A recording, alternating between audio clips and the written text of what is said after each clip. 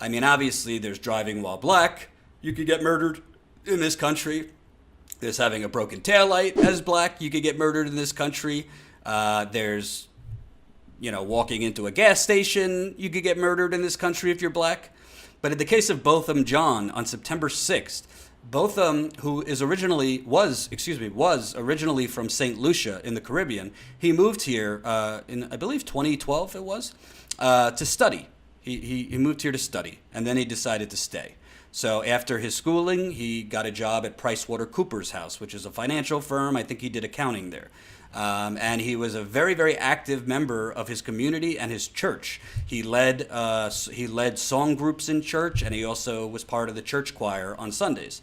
Botham was, by all accounts, a very upstanding citizen, a great individual, and people loved him. His family loved him. His people that went to church with him loved him. His friends loved him. I believe he had a girlfriend when he was killed.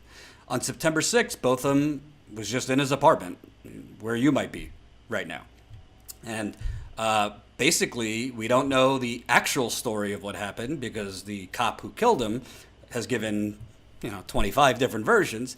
But basically, a white police officer named Amber Guyger, she has been with the Dallas PD for a few years. She intruded into his apartment and shot him and killed him. Now, Amber lives right under Botham's apartment. Botham was on the 4th floor. Amber was on the 3rd floor. Amber Guyger, who was off duty at the time, she just got off, by all accounts, a pretty long shift, says that she made a mistake and she thought it was her apartment and she thought Botham Jean was a burglar.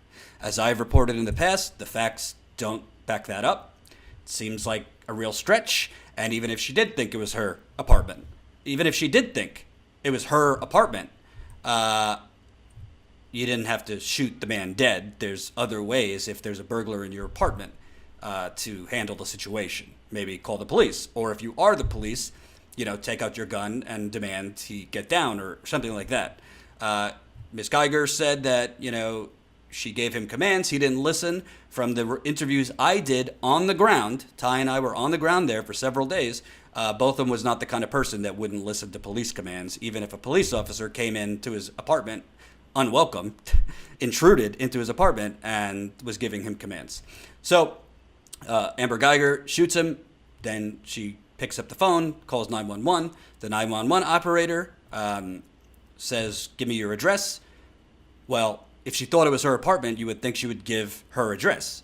But according to the affidavit, a few days after the shooting, she got up, walked to the door, and looked at the number outside to see what apartment she was at. So right then and there, her story doesn't add up. If you thought it was your apartment, if you're asked on the 911 call, what's the address so we could send an ambulance, you would have said your address. Most people know where they live. So the Dallas Police Department sent the case to the Texas Rangers because the Dallas Police Department, which I thought was the right decision, didn't want to investigate itself. They didn't want to investigate one of their own. Too many times we see police departments, like in Chicago, in the case of Laquan McDonald, who was shot 16 times, and Mayor Rahm Emanuel, that jerk-off Democrat, hid the video so he could get reelected. The Chicago Police Department was basically investigating itself. And of course, they found no wrongdoing. It was only until the video got out that, it's right there on the video. Laquan McDonald was walking away and he got shot 16 times. So in this case, they sent it to the Texas Rangers, and the Texas Rangers came back with a charge of manslaughter. Now, most people, including myself, Ty, and people in the community, Botham's family, said, "How is this manslaughter?" My son, speaking as Botham's parents, his friends, whatever, was just in his apartment and he got assassinated, basically. How is that not murder? It seemed after a new district attorney was elected in November, he hasn't gotten into office yet, but he started saying things that made it seem like he felt that was the wrong charge and he felt the appropriate charge was murder. But, I'm a white person, so I can't give you I can't give you a first-person account of what black people in America feel but most black people that I spoke with, including Ty, who unfortunately couldn't join us today, you know, you never think they're going to do right by you because the police always get off. The police always get off, or it's always an accident, or they feared for their life. Well, it's not over, but today a grand jury in Dallas indicted Amber Guyger on charges of murder. On charges of murder for killing Botham Jean. A former Dallas police officer was indicted. A former Dallas police officer was indicted on a murder charge Friday for killing an unarmed 26-year-old in his apartment, according to county court records. A Dallas County grand jury delivered this indictment Friday after considering the evidence against Amber Guyger on Monday and Wednesday. She was initially arrested on a manslaughter charge 3 days after the September 6th shooting, death of Botham Jean. And by the way, within those 3 days, she was given the opportunity to scrub her social media. She forgot to scrub one account, which was a Pinterest account, which had Blue Lives Matter and other police superiority kind of talk on there. She also, on her Pinterest, made a joke that, you're lucky I haven't killed anyone this week. The Dallas County District Attorney's Office plans to announce the indictment at 2:30 news conference, likely to be attended by John's family and their attorneys. But court records now reflect the upgraded charges, which carries the punishment of life in prison. A charge of manslaughter would have carried a penalty of up to 20 years. Guyger, 30, had just finished her shift on the night of September 6th when she entered John's home and shot him as he watched a late-night football game. She told authorities she had mistaken Botham's apartment for her own before she shot him. The case had been assigned to the state district judge, Tammy Kemp, a former prosecutor who took the bench in 2015. Kemp ordered Guyger to surrender her passport Friday and not to travel outside the state without approval, according to court records. She's also forbidden from using alcohol or drugs. The grand jury could have voted to indict Guyger for manslaughter, the count she was initially arrested on, or another charge, or they could have decided she should face no charges at all. Grand jurors have heard evidence in the case Monday and Wednesday, leaving the night without voting on whether to indict Guyger. They returned Friday and voted. Court records show the indictment was a grand jury referral, indicating that prosecutors sought a murder count instead of the manslaughter charge Guyger was arrested on by Texas Rangers. There is no indication her $300,000 bail has been increased. If the amount remains the same, Guyger will likely not have to turn herself in again to authorities, although prosecutors could still seek to raise the amount. John was killed as he watched football in his apartment a few blocks north of Dallas Police Headquarters in the Cedars. Amber Guyger, who had just finished her police shift, entered and shot him.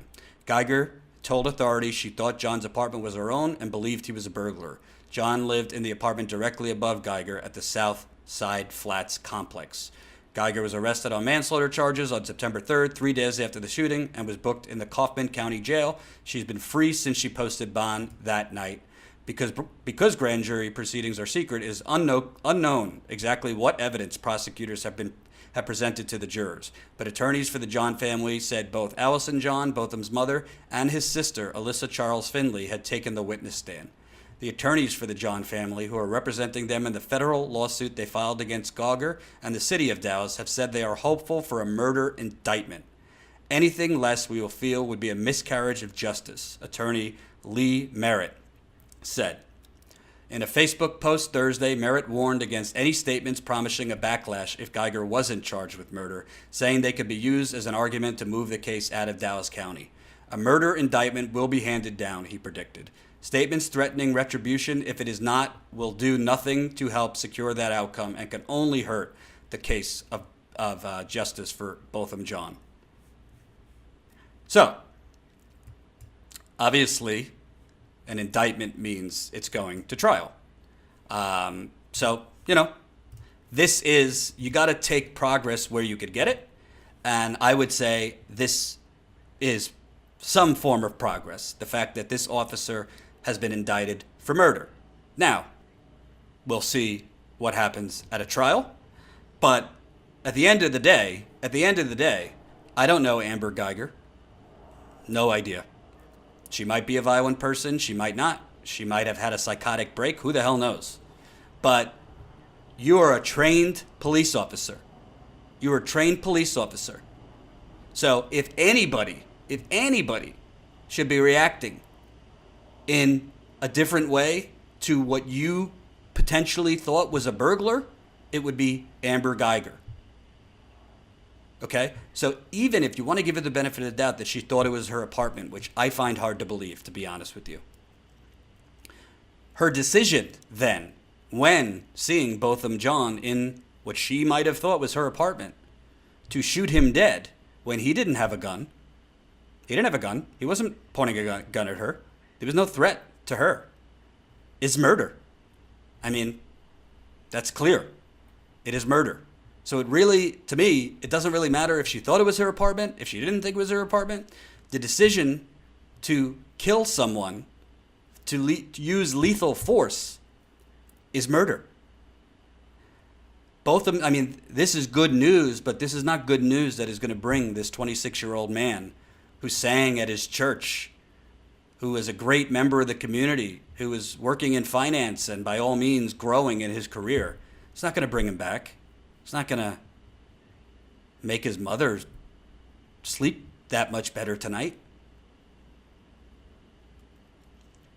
Too many black men are being assassinated by, frankly, if not straight up racist police with subconscious racial biases and irrational fear of black people.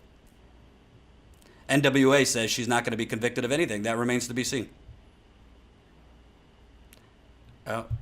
We don't know the evidence, but a grand jury saw the evidence and thought it was murder. So the evidence must be convincing in some way. So I want to play to you, if you didn't see our reporting in Dallas, I want to remind you of who this man was. Because this story is essentially about what the world lost for no reason. What the world lost. Why is this man gone? Why is a mother without a son? Why is a father without a son? Why is a sister without a brother? Why is a church without a leader? Why is a girlfriend without her boyfriend?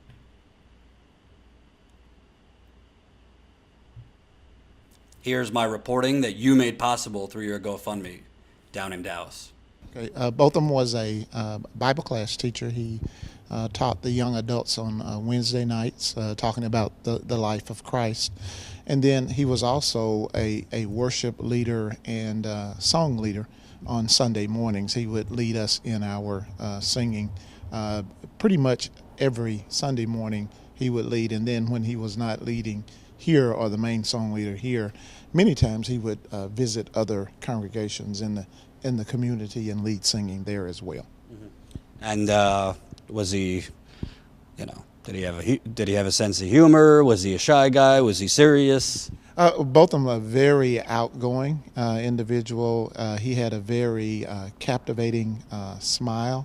He was a charismatic individual, and never met a stranger. Everybody who knew him loved him. He was loved here in this congregation. In fact, probably maybe 2 or 3 weeks before he was killed, he and I had a conversation about how loved he felt here at the congregation, how he felt at home here. But yeah, very outgoing individual. Everybody in the church loved him. Everybody in our brotherhood who heard him sing always commented to me about what an excellent song leader he was. So sorry to cut off the good pastor, but there's also another clip that I want to show you that shows what happens in America when you protest. What happens in America when you protest. So while I was down there, I also interviewed 2 black men who protested for Botham Jean, and they and 7 others, so there were 9 total, were arrested as they were walking away at the end of the protest. They were arrested and they were kept in jail for 3 days. 3 days they were kept in jail. One of the gentlemen's name, he calls himself Brother Shout, and the other one was Daryl. Both black men in Dallas that we spoke about, both what happened with both of them, but the overall situation of what black men in Dallas are dealing with when it comes to police. And I'm sure black black men can sympathize in other communities. So here's part of that interview. She's been charged with manslaughter, but she's not like in a jail cell waiting for trial. She is out and free right now. I take it this does not surprise either of you. Oh, no, I definitely, living in this country does not surprise us, being the history of police brutality and police privilege in this society. So, no, it doesn't surprise us. Yeah, I'm not surprised about this situation, but I'm shocked about, the whole situation about coming into the house. This is like a first situation that happened where a cop then came in somebody else's house and gunned them down. And they're trying to have no consequence for it. You know what I'm saying? And they also won't release the timestamps of how long she worked that day. They basically won't release anything. And also there's no explanation for why her body camera was off. We don't even know if she was drug tested or not. That should have been one of the first things they should have did, DPD. She was all incoherent, didn't know where she was, the wrong floor. Even a blind person know when they're not in their own house or not. I said, I don't care if he had a caged lion in his apartment. I mean, he wasn't doing anything. Right. Talk about the process where they, right out of the gate, started checking into him. That's how they do. They, they tear down the good nature of us. You know what I'm saying? In the media, I don't care from goddamn Bill Cosby to anybody. They're gonna try to tear us down, the image in the public. That's what the media does. I know that you're familiar with that, and so it's nothing new, man. It's just blatant. You know what I'm saying? They doing it now in 2018. You know what I'm saying? So I think it's only people expect something else for whatever reason. They feel like racism is out. Racism is not alive in corporate America and all of that. I don't know why, but it's not a surprising to me that they tried to dehumanize this brother by showing them he had weed in his apartment when weed is still illegal in many states in this country. Mm-hmm. Mm-hmm. And to be frank, we really don't know who weeds that was. That could have been planted, by the cop, or it could have been, somebody else's. We don't know. He's dead. He can't speak for himself. Right. That was two black men in Dallas that were arrested while protesting for Botham Jean. Them and 7 others were literally thrown in jail for 3 days for protesting Botham Jean. They literally, them and the 7 others were walking away at the end of the protest when police when police arrested them and threw them in jail. So protesting a just horrendous crime, a crime of humanity. I don't know what is in Amber Guyger's mind. I don't know what is in Amber Guyger's heart, but she assassinated, from what we know, a complete stranger. She assassinated a stranger, basically. There's some reports that she called the building because his music was loud, but as far as I know, they didn't know each other, and she killed him. So you have people in the community protesting, and they were thrown in jail for 3 days. They spent more time in jail than Amber Guyger did after she shot him dead. She spent 1 hour in jail before being bonded out. So the important thing, what I'm trying to get across, listen, I don't want to pretend that, hey, we went down there and we covered it and we reported on it, and as a result, she was indicted on murder charges. Obviously not. Obviously, we didn't have anything to do with that. But I would like to think we had a little something to do with getting this story more attention. When we went down there, some of our clips on Twitter, Jen, you could say in the live chat, but some of our clips on Twitter were getting shared, in the thousands. In the thousands. Some of our clips from Botham Jean and that reporting were getting 20,000 views on Twitter, which might not sound like a lot, but it's something. The corporate media was not covering the story at all. Corporate media covered it when it happened, and that was it. Oh, black man gets assassinated in his apartment by a white cop. But what's up with Russia today? So showing up, being on the ground, not just when something happens, but after the fact, is important. It's important, and it can make a difference. I'm not saying it's why she was indicted, but I am saying it's important to show up before the cameras come. Obviously, in this case, you can't anticipate something like this, but long after the cameras come.